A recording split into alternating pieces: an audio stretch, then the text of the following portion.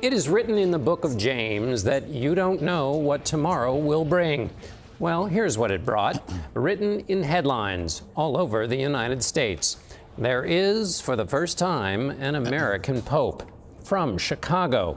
One newspaper said that the city that gave us da Bears has now given us da Pope. And while the news is still sinking in there in the States, here in Rome, the new Pope got right down to the business of leading his flock all around the world.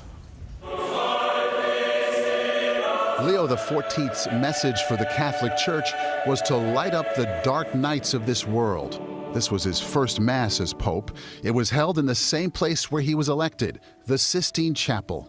And I know I can rely on each and every one of you to walk with me as we continue as a church. His homily encouraged the faithful to strengthen their relationship with Christ and not material things. A few hours after the cardinals heard Pope Leo's first homily, we came here, just outside the walls of the Vatican, to the Pontifical North American College, where the 10 cardinals from the United States who had a vote have gathered. He comes out dressed in white, very dramatic moment. It's awesome. We all turned into kids. We all turned into teary-eyed kids.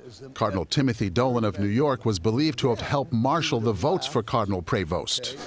People are starting to call you the kingmaker, suggesting that you were able to form coalitions or bring cardinals together on behalf of Cardinal Prevost. Is that true, or is that just a story?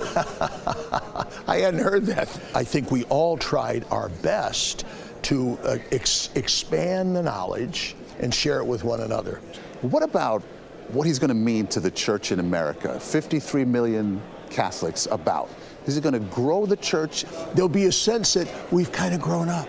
We've kind of come of age. We got the car keys. We've got a driver's license now.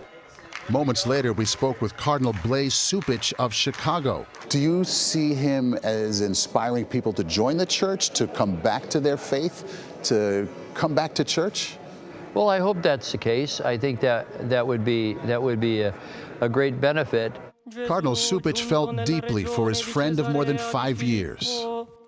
I do have to ask you about the situation with, these allegations that he looked the other way or was slow to react to sex abuse among priests while he was in Chicago and while he was in Peru.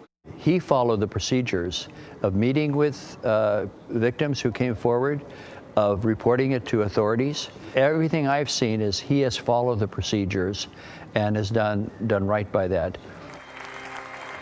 Pope Leo XIV is now one of the most scrutinized people in the world.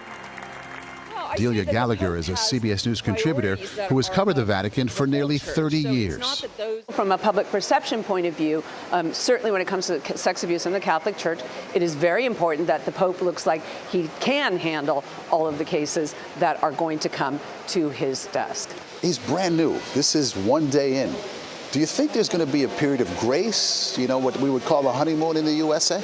Well, grace lasts forever in the Catholic Church, so I think he has plenty of time. But in terms of public opinion, as we know, sometimes not that long. And the Vatican announced that Pope Leo's installation Mass is going to be celebrated here in St. Peter's Square on Sunday, May 18th. 3 days later, he will hold his first general audience, a Wednesday tradition. And I'll be back with more from Rome a little bit later on in the broadcast. John?